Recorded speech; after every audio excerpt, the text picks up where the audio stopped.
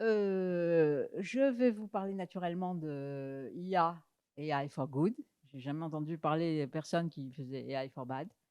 Et j'essayerai de parler de 2 directions, possibles.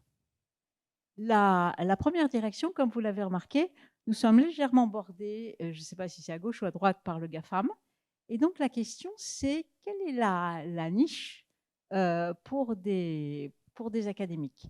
J'attire votre attention sur cet article, Choosing Your Weapons for Depressed AI Academics, qui est assez rigolo. Dans ce contexte, j'essaierai de présenter une direction que nous avons suivie, qui concerne la recommandation de job. C'est quelque chose qui a été fait en collaboration avec Pôle emploi et avec aussi des économistes de l'ENSAE et du CREST. Et il y a eu les premières campagnes de tests avec des vrais gens. Et donc les détails sont dans le papier qui est paru cette année à ISHKAI, dans la track naturellement AI for Good. Faire du bien ou au moins ne pas faire de mal. La deuxième direction concerne la recherche d'une IA frugale et la question de savoir ce qu'on peut dire dans ce contexte, en sachant que, et là aussi résister au slogan qui est plus c'est mieux, et vous avez remarqué comme moi que les reviewers ont toujours le chic pour vous demander, quand on doit rendre la rébutale dans 3 ou 4 jours, pour demander des expériences complémentaires qui sont 3 fois plus grosses et sur 3 fois plus de données, ou 10 fois plus. Et donc, la question, c'est, et là, Green AI, je pense que vous connaissez tous cet article, est en train de voir quel compromis il peut y avoir entre disons, le coût et la qualité. Et je parlerai d'une étape nécessaire pour faire marcher, en particulier le machine learning, qui est l'ajustement des hyperparamètres, dont vous savez que ça contrôle la performance, et qui est cher. Et donc ça, c'est un papier qui est paru à iClear l'an dernier. OK, je vais commencer par le début, A Job for All. Bon, je pense que vous êtes tous d'accord. Essayer de recommander des jobs, c'est quelque chose de bien. Okay, on essaye de réduire le chômage. On essaye de remédier au chômage frictionnel, c'est-à-dire au fait que on n'a pas le temps d'aller voir toutes les annonces, etc., etc. Il y a une littérature qui se déploie en économie sur ce thème-là, qui concerne en particulier avec les initiatives La Bonne Boîte de Pôle emploi, qui essaye de savoir comment est-ce qu'on doit contrôler le compromis exploration-exploitation. Et bien entendu, c'est quelque chose qui est tout à fait important et à très haut risque, la recommandation d'emploi, au terme typiquement de ce qui va des régulations qui sont en cours d'être élaborées au niveau européen. En fait, ça a commencé de la manière suivante.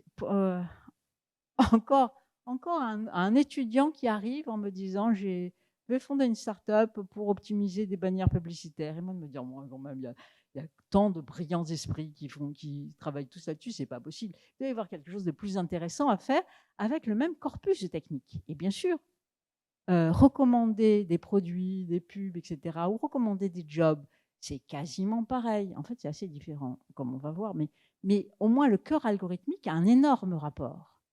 Et donc, si on pouvait travailler là-dessus, d'une part, on ferait quelque chose d'intéressant, et puis on aurait aussi, disons, l'espoir d'avoir tout l'argent qui ruisselle sur l'optimisation des bannières publicitaires. Bon, donc on commence avec des fonds de l'Institut pour la société numérique, et puis le deuxième projet, VADOR, comme valorisation des données de recherche d'emploi, commence en 2018 sur des fonds de Dataya. Et les premières campagnes arrivent maintenant. En fait, ce qui existe en ce moment à Pôle emploi, C'est pratiquement un système expert, donc quelque chose à base de règles, avec des poids, qui dit combien ça vaut d'avoir un bon match du point de vue des compétences, du point de vue de la distance, du point de vue de ce qu'on veut comme type de contrat, etc. etc. OK. Vous avez aussi quelque chose sur lequel les gens ont beaucoup travaillé. Vous avez le challenge de Rexis, donc les systèmes de recommandation, en 2017. Mais comme vous vous en doutez, les données des demandeurs d'emploi sont des données extrêmement sensibles et qui ont trait à une population vulnérable. Donc, les challenges vont être obligés de travailler sur des données assez sanitisées. Donc, en particulier, on va pouvoir supprimer tout ce qui permettrait d'identifier qu'il y a un chômeur. Et du coup, le problème devient assez différent. Vous avez aussi un autre bien sûr, LinkedIn ou Career Building travaille aussi sur le même problème, avec une différence. C'est que si j'essaye de recommander un emploi à des gens, disons par exemple, qui ont un fort potentiel, c'est-à-dire en clair un gros salaire, il y a beaucoup de signal dans les données.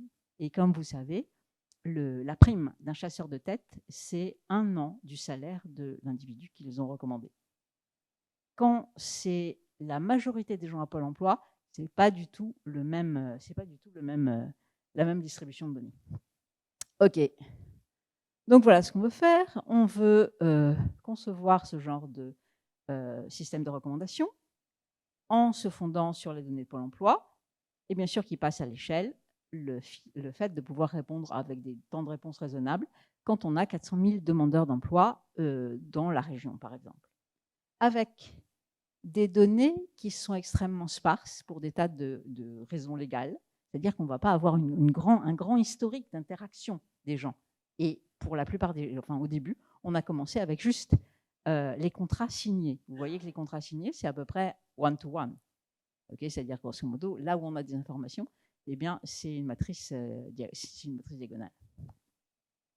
Et, encore une fois, c'est super important, un service pour tout le monde, c'est-à-dire essentiellement pour des gens défavorisés. Bon, et les données sont assez complexes. On a les qualifications, l'expérience, bon, tout ça. On a les préférences, ce que les gens veulent. Et puis, on a, grosso modo, tout ce qu'on peut réussir à mettre dans le système d'information.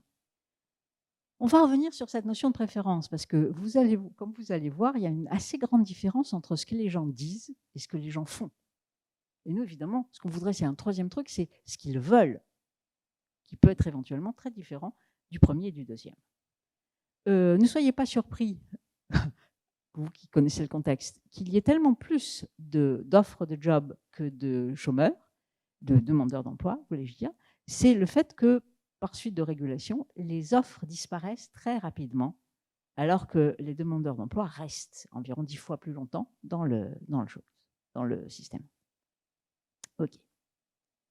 Bon, on va proposer un système à 3 étages pour que, grosso modo, le premier étage va avoir une fonction de filtre. Okay, dans toutes les offres d'emploi, il n'y en a pas beaucoup en fait qui sont pertinentes pour une personne donnée. Si on peut filtrer ça, on va pouvoir avoir des informations, calculer des features qui sont plus fins et plus chers et qu'on ne peut pas calculer naturellement si on a des centaines de milliers de demandeurs et d'offres. OK, et on va aussi, au niveau du deuxième étage, on va essayer d'utiliser l'information des contrats signés, mais aussi des applications, quand les gens candidatent. OK. Et puis, le dernier étage, il est en train d'essayer de construire, de prédire, sur le dos de ce qu'on a prédit que les gens aimaient, sur lequel ils étaient embauchés, et ce sur quoi les gens candidatent. OK. On a proposé un modèle, une architecture, donc ça c'est le premier niveau, avec 3 modules qui sont la géographie, les compétences et puis le reste. La géographie a beaucoup plus d'importance pour les jobs à petit salaire que pour les autres. En fait, on va voir qu'il y a des tas de gens qui peuvent prendre un poste ou un autre pour pouvoir rester dans leur ville. Et on comprend. OK. Et donc ça, c'est un point très, très important. Les skills, c'est un cauchemar parce qu'il y en a une foultitude qui ont été développées de manière historique et inutile de vous dire que si on pouvait, eh ben, on ferait quelque chose d'autre. Okay. Et bien entendu, ChatGPT est là dans l'ombre et il essaye enfin, ça serait une des pistes d'amélioration pour ça. Okay. Donc, on a un plongement qui va nous décrire les demandeurs et les offres. Et on va calculer quelque chose qui est l'affinité du demandeur pour l'offre comme un produit scalaire. Donc ça, c'est un réseau siamois 101.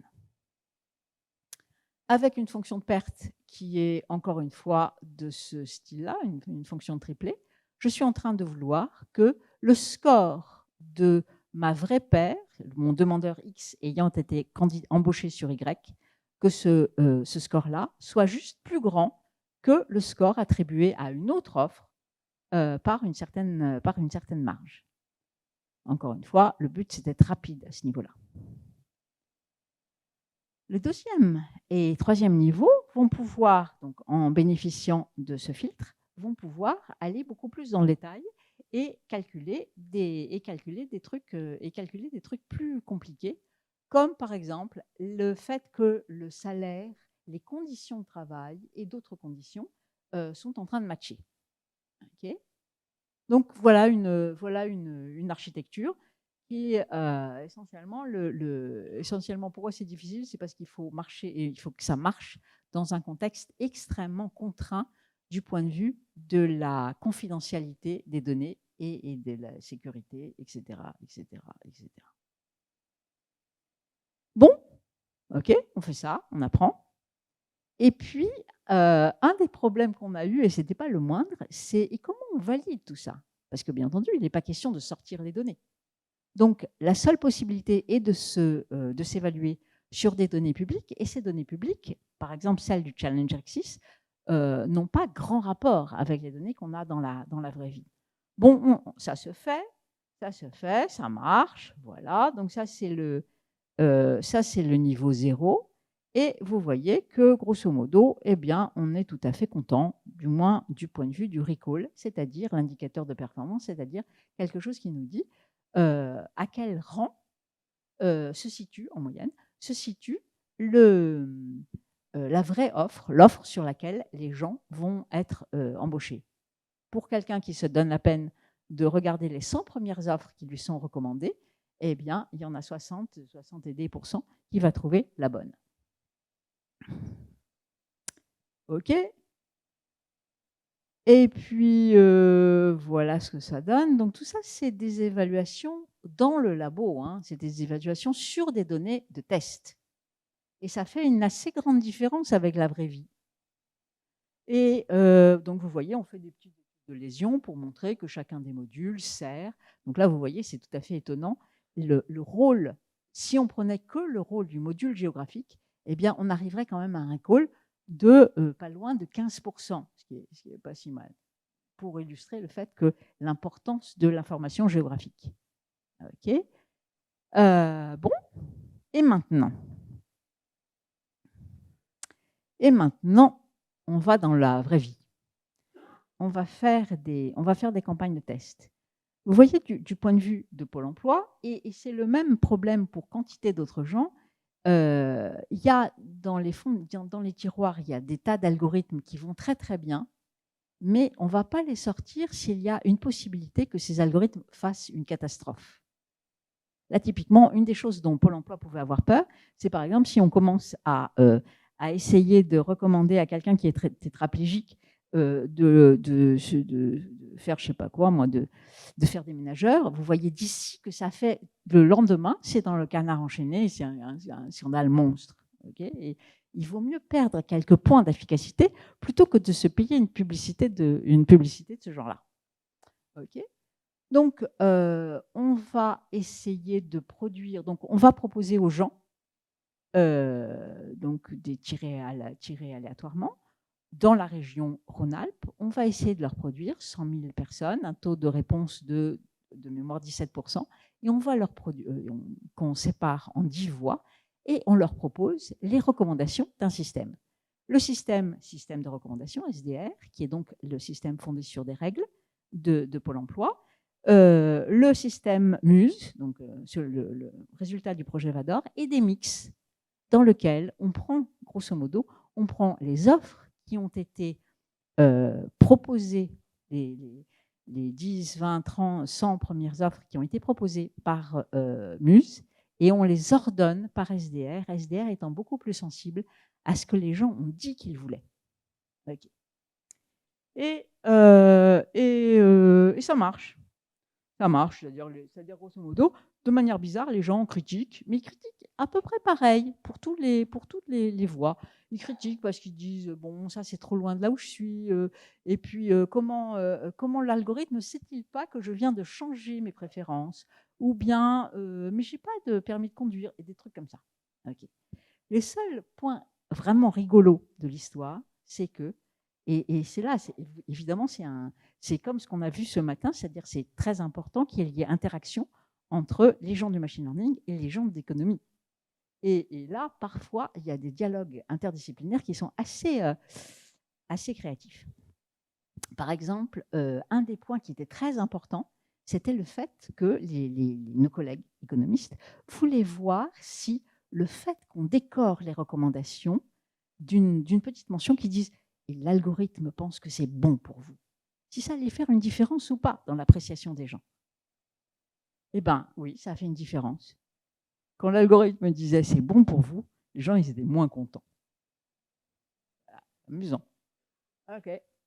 Et voilà, donc grosso modo, sur ce point-là, il y a donc un premier feu vert qui est, c'est-à-dire que Pôle emploi est convaincu que si on mettait ça dans la nature, eh bien, on n'aurait pas le canard enchaîné, les syndicats, etc. sur le dos dans la seconde. Bon. Et maintenant, je vais vous parler de fairness. Comme vous savez, et merci à Jean-Michel qui a introduit le sujet ce matin, comme vous savez, il y a des biais. Je vais en prendre un, il y en a beaucoup, hein, mais je vais en prendre un, par exemple, les biais entre hommes et femmes. Okay. C'est pas au hasard, c'est pas une surprise. Il y a quantité de systèmes dans la presse qui ont été victimes de ce genre de biais. Okay. D'un côté, il y a Google qui montre ceci, de l'autre côté, il y a Reuters qui montre là. Enfin bref, c'est un sujet légitime de préoccupation que de voir ce qui se passe quand un système de recommandation automatique, qu'est-ce qu'il va faire? Est-ce qu'il va perpétuer le biais qui est dans les données ou pas? Ou quoi? Ou comment? OK. Il y a un biais dans les données, ça ne fait pas un pli. Ce biais peut être dû au fait qu'il y a des différences. Par exemple, vous savez qu'une moitié de la population a plutôt tendance à se sous-estimer et l'autre moitié de la population a plutôt tendance à se surestimer. Et donc, en particulier, le fait d'apprécier les chances de succès sur un job, le fait d'être plus ou moins compétitif, va avoir un énorme impact sur là où on candidate ou pas. OK. Ça, c'est un. OK, donc ça, on va dire que c'est culturel, et si on n'avait pas ça, ce ne serait pas plus mal. Mais il y a aussi le fait, et là, ça commence à devenir beaucoup plus dans la zone grise, il y a au fait que les préférences des hommes et des femmes ne sont juste pas les mêmes. Par exemple, ceci est documenté, c'est une personne individuelle, mais en moyenne, eh bien, le fait que le job soit près de la maison est un point qui est plus important pour une moitié de l'humanité que pour l'autre. Okay. Bon, alors maintenant, on peut dire c'est aussi un conditionnement social. Bon, je laisse ça. Hein. Enfin, je veux dire, on va en discuter, mais en tout cas, c'est comme ça présentement. OK. Et puis, il y a bien sûr le fait que le recruteur, il peut lui aussi avoir parfaitement des préjugés de son côté. Donc ça, c'est les biais des données, et c'est ça qu'on nous donne à l'étape 1. Dans les recommandations, si le fait que le système fasse des différences, ben ça, c'est plus ou moins acceptable, ça dépend. Okay. Et puis, il y a des tas de conséquences qui peuvent être plus ou moins graves. Typiquement, le fait qu'on peut être poursuivi. Bon, je ne détaille pas tout ça. Okay. C'est c'est typiquement tout ce que Jean-Michel a dit ce matin, c'est-à-dire que ça perpétue un état de fait qui n'est pas optimal, ça mine la confiance dans le système, c'est pas bien. Voilà, c'est pas bien. Il y a une énorme littérature sur la fairness, et il commence à y avoir, donc je attire votre attention sur ce work in progress paper de Kuhn et Zhang sur les audits des systèmes de recommandation des jobs. OK. Et donc maintenant, OK, on y va. Donc, on a un système. Quelle question se pose? Le premier, c'est est-ce que la performance du système est différente pour les hommes et pour les femmes? OK, le recall. Ça, c'est la question pour commencer. La deuxième question, c'est est-ce qu'on montre des jobs différents aux hommes et aux femmes? Bah oui, bien sûr. OK, bien sûr. Mais OK. Et alors maintenant, si on contrôle pour rectifier en fonction des qualifications, OK, à qualification égale, est-ce qu'on montre des jobs différents? À qualification et préférence égale, est-ce qu'on montre des jobs différents? Okay, c'est ces deux questions-là. OK, le modèle, vous le voyez, on a quelque chose, donc c'est tout à fait lié, pour ceux qui aiment la causalité, c'est tout à fait lié typiquement au average treatment effect, même si tous les reviewers ont absolument détesté qu'on considère que le gender était vu comme un treatment. Bon, OK, donc average gender effect. Vous avez le genre, vous avez l'outcome. OK, ici, ce n'est pas la survie, c'est par exemple le fait que ça peut être le salaire, ça peut être le type de job qu'on vous propose. Et puis, il y a quelque chose qui est l'évaluation naïve de l'average gender effect. Donc, je prends juste la différence des moyennes et toc. Mais c'est nettement plus malin, comme on l'a dit, de contrôler pour savoir quelle est la différence à qualification ou bien à qualification et préférence égale. Okay. Vous voyez que ça, on va pouvoir le faire seulement quand on a une hypothèse de support qui se... Par exemple, si j'ai un job au hasard, un job de déménageur, le job de déménageur, pardon pour les stéréotypes, le job de déménageur où il y a essentiellement des hommes, disons-le, okay, là, je ne vais pas tellement pouvoir voir ce que c'est que le gap, okay, parce que j'ai que des hommes. Donc, on va exclure les types de jobs où il n'y a qu'une ou l'autre population pour se concentrer sur les jobs d'intersection. Donc, vous avez les X, qui est les covariates, donc les caractéristiques du demandeur d'emploi. Vous avez les Z, les choses par quoi on désire contrôler, qui peuvent être les qualifications et ou les préférences. Et vous avez le fait que maintenant, on va essayer de dire que l'outcome, ce qu'on a, ça peut être les salaires, ça peut être autre chose, c'est le genre fois un certain vecteur taux plus quelque chose, la fonction mu0 qui est là, qui dépend juste de qualification et préférence, plus du bruit. Okay. Et puis, bon, il y a quelques petites précautions à prendre parce qu'on est en train d'estimer deux qualités, deux fonctions, et pour éviter que les biais ne se renforcent les uns les autres, eh bien, on va les estimer sur des échantillons indépendants, le Double Machine Learning Trick. OK, on va obtenir quelque chose et c'est une différence, le gap. Maintenant, vous voyez ce qui est important, en fait. C'est, est-ce que ce gap, comment est ce gap, le gap de la recommandation, par rapport à ce qu'il est dans les données qu'on a et par rapport à ce qu'il est dans les applications qu'on a. Les données de contrat, c'est ça que les gens font. Les données d'application, c'est ça que les gens, du moins on le pense, aiment. Okay, et c'est par rapport à ces références qu'on va savoir si notre système il est plus ou moins mauvais. Enfin, il est plus ou moins amplificateur de biais.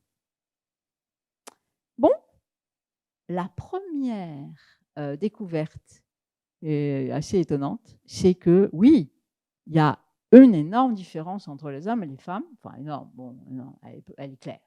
Elle est claire en tout cas. C'est que le système marche mieux pour les femmes que pour les hommes. Et alors là, on est légèrement scié. On essaye de voir si je sous-échantillonne les femmes, qu'est-ce qui reste, etc. Et ça reste.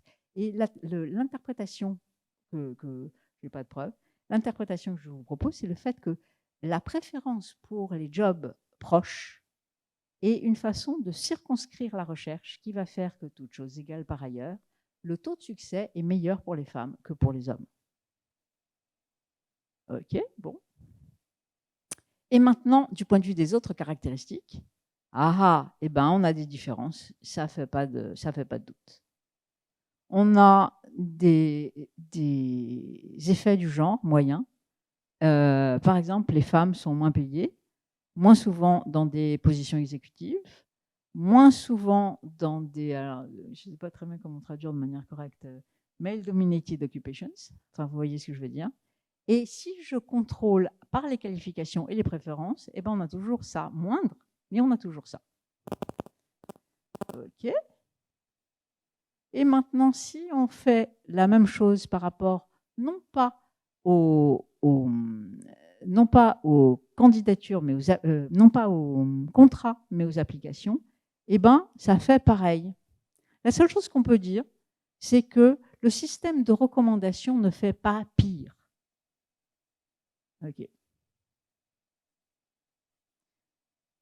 OK, là, qu'est-ce qu'on en conclut? Je vais passer sur un autre truc qu'on avait fait, c'est d'essayer de voir ce qui se passait si on essayait, en utilisant un mécanisme adversarial, à enlever l'information de genre et toutes les informations qui pouvaient, disons, divulguer le genre. Et qu'est-ce que ça devenait le système dans ces cas-là? Eh bien, oui, on n'a plus aucun gap, mais la performance est quand même assez considérablement dégradée. Et là, on a la question qu'on peut se poser à nous, parce que ça, on peut aussi se défausser sur le législateur, mais on est citoyen malgré tout. Et donc, qu'est-ce qu'on peut dire du côté des biais? Le fait d'utiliser des mécanismes adversariaux, c'est aussi un peu comme jeter le bébé avec l'eau du bain. Et donc, une des façons dont on pourrait faire, c'est le fait de fournir aux demandeurs ou à la demandeuse d'emploi, de fournir un échantillon d'offres qui correspondrait à voici ce qu'on vous donnerait si vous étiez tout à fait un homme, ou tout à fait une femme, ou bien différent, ou bien, etc., etc. Et on laisse la personne choisir. Okay, j'ai beaucoup aimé ce que tu as dit ce matin sur le pas d'alignement paternaliste. Alors là, oui, deux fois oui. OK, donc voilà. Donc ça, c'est un. Voici ce qu'on pourrait faire pour les biais. Le deuxième point, c'est que le recall, c'est parfait comme indicateur de qualité pour nous, computer scientists. Mais dans la vraie vie, ce qu'on voudrait savoir, c'est combien de temps il faut à quelqu'un pour retrouver un job. Ça, c'est un. Et aussi, parce que retrouver un job, non pas de polémique, retrouver un job, c'est aussi quelle qualité du job. Okay. Et donc là, on a besoin d'avoir une interaction au long cours avec les demandeurs d'emploi. Et d'ailleurs, ça tombe bien parce qu'on était en train de leur proposer, mais France Travail dit quelque chose de très comparable, c'est-à-dire qu'on devrait transformer ce machin, le système, en un abonnement qui nous permettrait quantité de choses, comme par exemple de pouvoir être beaucoup plus sensible au retour des individus, leur proposer quelque chose de plus customisé, et aussi de comprendre ce que les gens veulent. Parce que pour le moment, on n'a toujours pas compris. OK. Et puis, bien sûr, une perspective, c'est que pour quantité de raisons, en particulier computationnelles, on a commencé par faire un recommandeur pour les demandeurs. Maintenant, il faut passer, et ils sont en train de piaffer, il faut faire un système de recommandation pour les recruteurs. Voilà. Donc là, j'ai fini la première partie de mon talk. Et donc, si quelqu'un a des questions sur cette partie-là, eh bien, peut-être on peut, enfin, si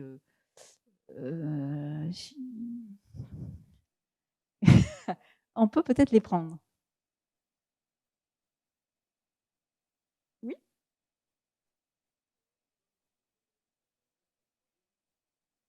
C'est la fraction des demandeurs ayant retrouvé un job à qui on aurait dans les 100 premières recommandations figurait le vrai job qu'ils ont pris.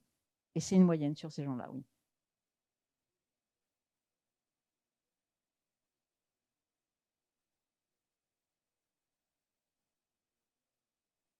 Oui. Alors, oui, tout à fait. Là, on a beaucoup travaillé sur, en particulier, en se demandant qui sont les gens qui sont mal servis. C'est-à-dire, c'est exactement la même question, mais avec une coloration différente.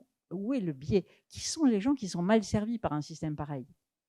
On a essayé de voir. Et pour le moment, les informations qu'on a, c'est que les gens qui sont mal servis par le système, c'est-à-dire dont le recall est beaucoup plus loin, c'est les gens dont il y a peu dans nos données, c'est-à-dire les gens qui ont fait beaucoup d'années d'études. Voilà. Donc ça tendrait tout à fait à dire qu'on a besoin de systèmes dédiés en fonction, par exemple, d'une segmentation de la population. Oui.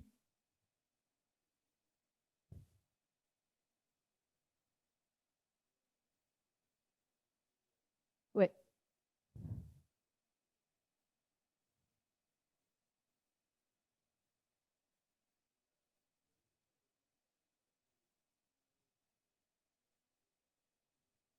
De Pareto, un front de Pareto. Oui, oui, on a le front de Pareto. Et c'est-à-dire de combien on fait reculer le recall en fonction du poids qu'on met sur le terme adversarial. Et c'est typiquement en faisant bouger ce poids, en échantillonnant les offres qui sont proposées par les systèmes qui sont sur ce front de Pareto, qu'on pourrait proposer un échantillon de jobs aux personnes et prendre en compte ce que eux veulent vraiment. Mais on a une décroissance assez rapide du recall avec le poids du terme adversarial.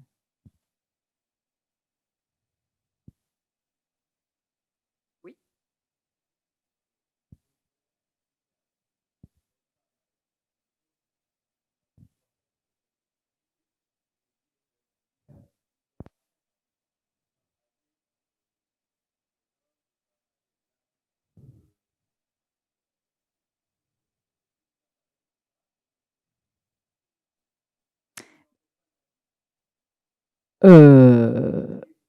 Non, je pense que c'est ça que Jean-Michel évoquait ce matin quand il parlait, ou Jean-François, quand il parlait de biais intersectionnels. C'est-à-dire c'est 2 fois pire d'être femme noire que... mais là, vous voyez, on pourrait reprendre cette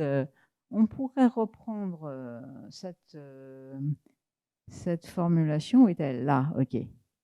Ici, là, ok. Au lieu que ça soit G, le genre, on pourrait essayer de savoir quel est le G tel que taux est grand. Donc ici, là, on aurait exactement, non pas le fait d'arriver avec nos intuitions sur quelle est la source, enfin quel est le type de biais qu'on cherche, mais savoir le système qui pénalise. Donc là, oui, eh bien, further work.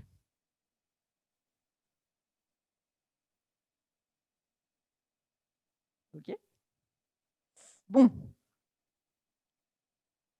OK. S'il n'y a pas d'autres questions tout de suite, mais on pourra en prendre tout à l'heure, je vais passer à la deuxième partie. Peut-être je vais être obligée de raccourcir un peu. Hein. Bon. Donc, le contexte, c'est que l'IA est chère. Okay, et que ça fait une certaine différence entre les labos bien dotés et les labos moins bien dotés. Même si Toulouse est bien doté, Châtelet ne se plaint pas non plus, mais enfin, il n'y a pas que nous. Quoi. Donc, la question est générale. Il y a certains domaines, et ces domaines sont liés à l'optimisation combinatoire, où on a le théorème No-Free-Lunch. Comme il n'y a pas d'algorithme killer, les gens vont développer des portefeuilles d'algorithmes et savoir quel est le bon algorithme et ses hyperparamètres pour un problème donné, eh bien là, pour le moment, c'est de la magie noire. Okay, et donc, la question, en particulier, si on veut que les performances qu'on obtienne dans les laboratoires puissent se transférer dans l'industrie, eh bien, c'est de savoir comment est-ce qu'on peut automatiser le choix de l'algorithme et le choix des hyperparamètres en fonction d'un problème donné. Et c'est ce problème-là qui est meta-learning. Okay, parce que là, grosso modo, vous voyez, si j'avais une description des problèmes à ce moment-là, c'est encore un nouveau problème de machine learning. En attendant, c'est un problème d'optimisation boîte noire. J'ai quelque chose qui a une performance que je dois optimiser. Cette performance, je ne sais pas trop la dériver. Elle est chère en plus, parce que pour savoir quelle est la qualité sur un jeu de paramètres, je dois faire tourner l'algorithme. J'ai l'espace des hyperparamètres, qui est un espace assez cornu. Et il y a, vu que tout le monde commence à voir que c'est un problème incontournable, eh bien, il y a beaucoup de challenges qui travaillent là-dessus et qui essayent de résoudre ça. En particulier, je vous signale le Auto Deep Learning Challenge qui a été organisé par Isabelle Guyon avec Google Zurich. Mais il y en a beaucoup, hein. OK. Donc, selon la classification qui est proposée par Frank Hutter et al., Joachim van Schoren, c'est celui qui a développé un repositoire, un benchmark de problèmes de machine learning. Et donc, vous voyez, il y a tout ce qui est optimisation, avec Bayesian optimisation aussi, les algorithmes d'évolution, du renforcement. Et puis, il y a le meta-learning, donc domaine d'adaptation, few-shot learning. Et puis, il y a aussi quelque chose qui est, eh bien, je vais essayer d'appliquer plus de la même chose, c'est-à-dire appliquer du machine learning pour savoir quel est le bon algo et quels sont les bons hyperparamètres que je dois mettre en œuvre. Et c'est de ça dont je vais parler. Donc, le meta-learning, ça commence comme d'habitude. Je vais rassembler des exemples, sauf que ici, un exemple, c'est un problème. Je vais savoir comment le décrire, ce problème. Je vais faire tourner les algorithmes que je voudrais faire tourner sur mes instances. Et puis, je vais avoir encore un dataset dans lequel j'ai un dataset, enfin, oui, métadataset, dans lequel un point de ce métadataset, c'est juste un problème, c'est un jeu d'hyperparamètres et si ça marche, oui ou non. Là-dessus, j'estime la performance d'après ce dataset. Et après, le problème est résolu parce que je suis en train de dire, il me faut juste l'algorithme tel que, selon mon modèle surrogate, qui fait le mieux. Okay, tout ça est très simple. Le diable est dans les détails. Alors, il me faut des problèmes, d'accord. Et ces problèmes, il n'y en a pas beaucoup. OpenML, il doit avoir moins de 100 problèmes. Enfin, il a des variantes, mais grosso modo, il n'y en a pas beaucoup.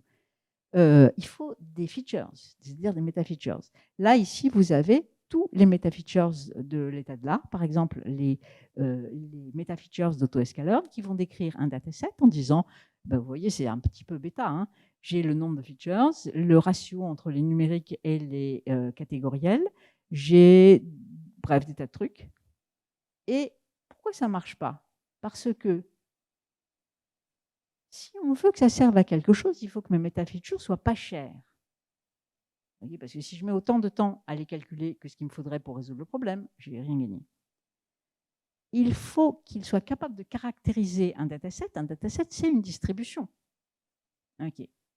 Et pour le moment, on a des choses qui sont trop inexpressives pour capturer la complexité de mon sample, méta-sample, c'est-à-dire dataset, et qui me permettent de dire, voilà ce qu'il faut, c'est un arbre de décision avec, disons, tel et tel hyperparamètre.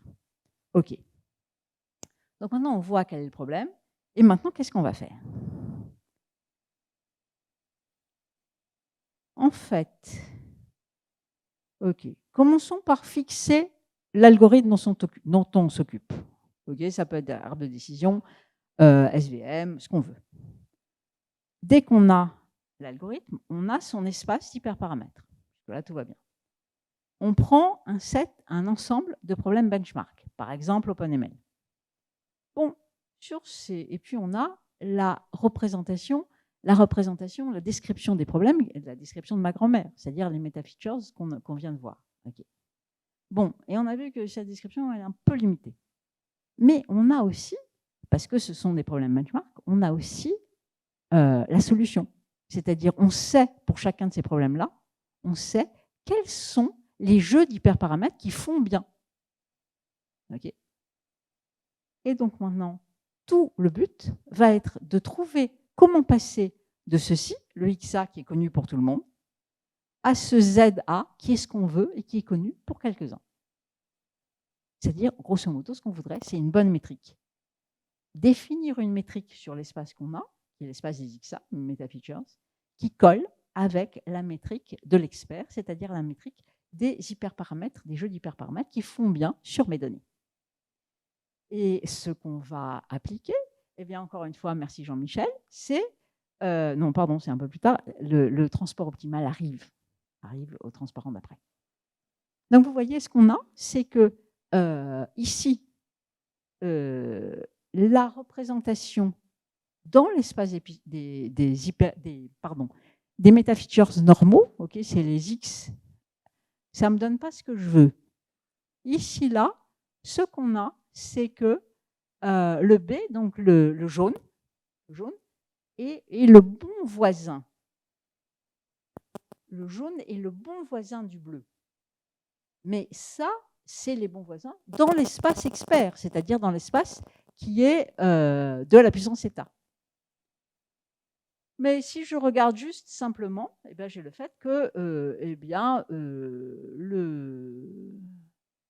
me suis trompée, c'est le contraire. Bon, vous voyez l'idée générale, l'idée, c'est que ici, là, le vert est le bon proche de A. OK ?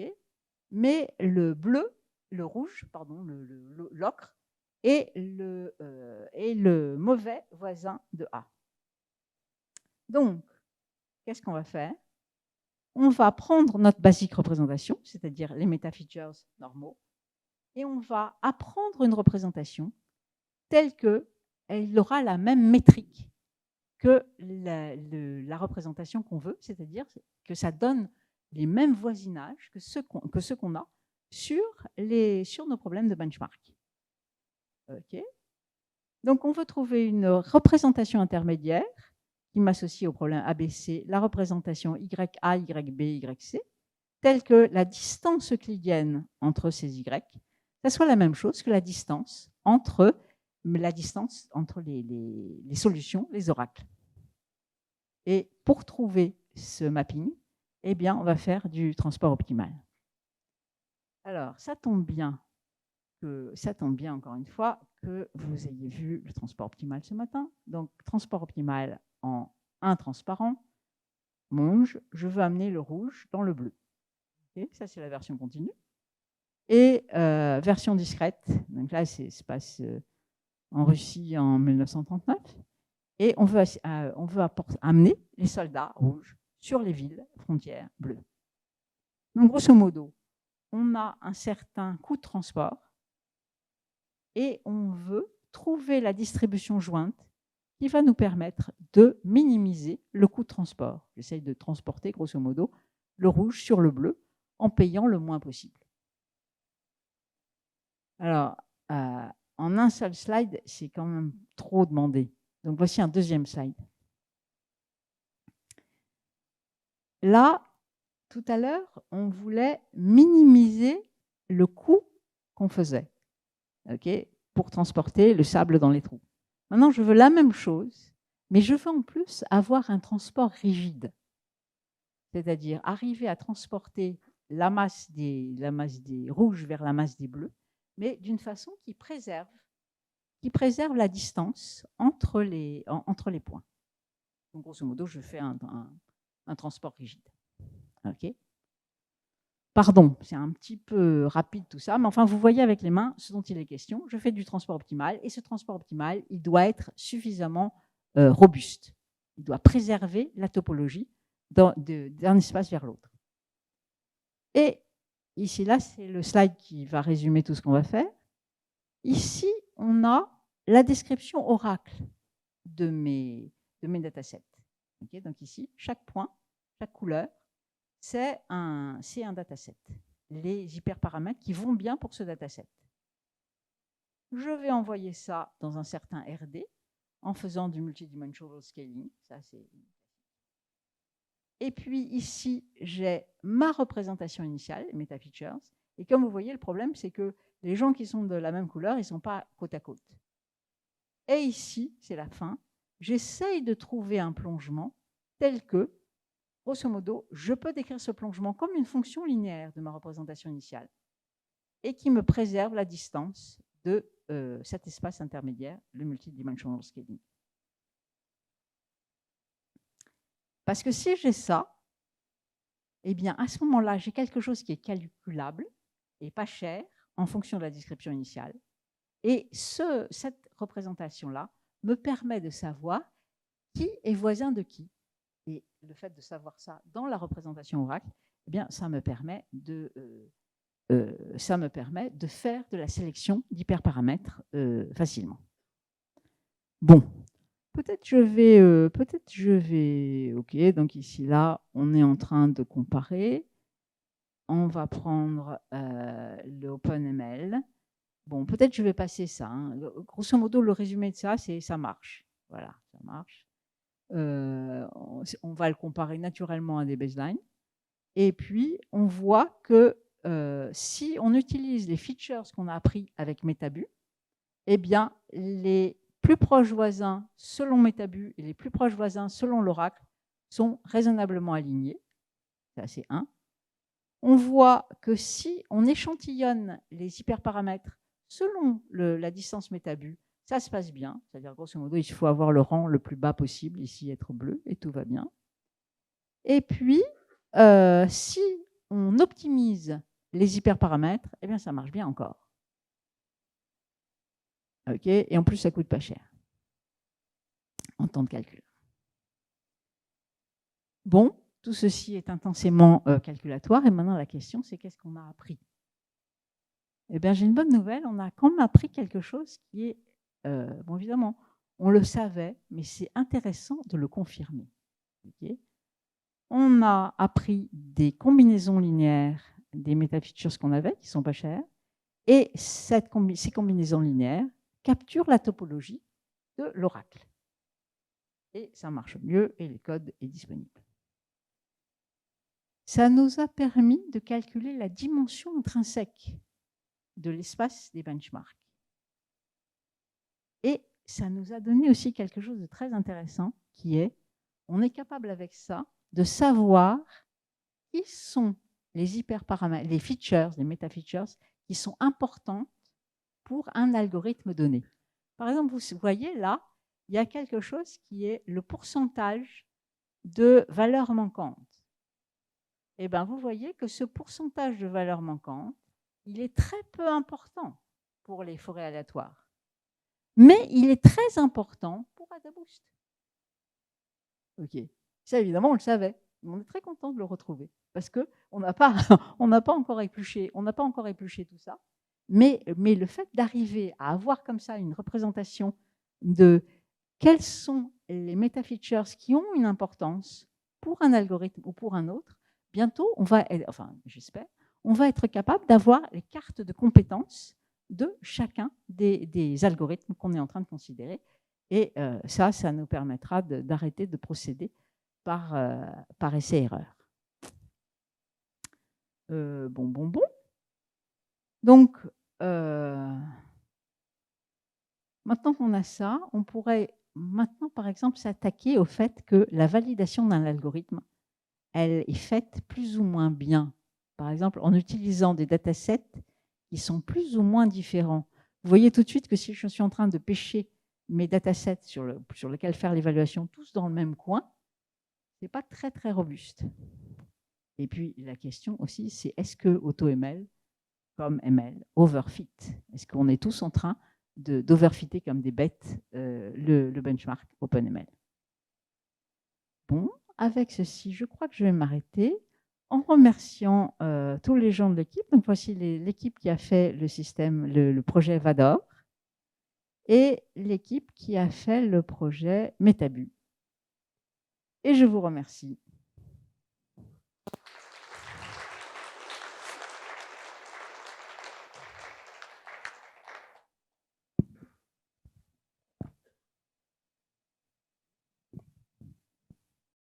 Ce n'est pas juste un dataset, c'est une fonction qu'on veut apprendre sur ce dataset. Mais je ne le vois pas dans comment tu présentes la problématique. Où est cette fonction que tu veux apprendre? Je pense que ça, c'est fait en amont. Pour le moment, par exemple, en supervisé, la fonction, elle a été réalisée quand tu as décidé de label que tu accordes à un cas. Quand tu es en supervisé, tu veux trier les malades, les pas malades, etc.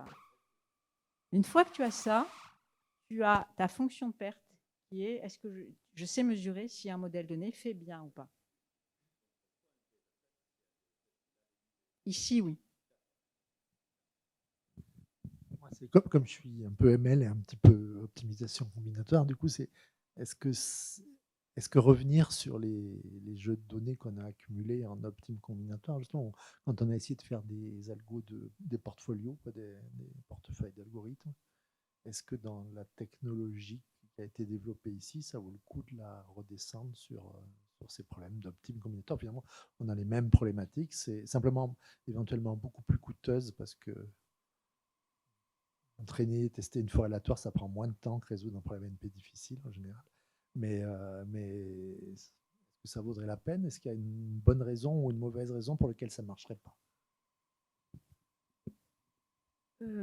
Tu as les gens autour de Frank Hutter et de Holger Huss ont fait ça pour l'optimisation combinatoire. Et ce qui est très intéressant, c'est que quand tu regardes, tu vois qu'en en particulier, ils sont en train d'apprendre un modèle sur Rogate de la qualité de ce qu'on, le grand F, là, la qualité de ce qu'on a, en fonction de la valeur des hyperparamètres. Ok, mais, et là où c'est fou, et ça suggère aussi que l'overfitting n'est pas très très loin, c'est qu'ils ont optimisé, enfin, il y a une énorme marche qui a été faite quand ils ont décidé l'initialisation de l'apprentissage de ce modèle surrogate. Et tu t'aperçois que les données qu'ils ont dans leur base sont telles que très souvent, le problème est quasi résolu à l'initialisation. Comme d'habitude, ça va beaucoup plus vite d'initialiser bien que de travailler.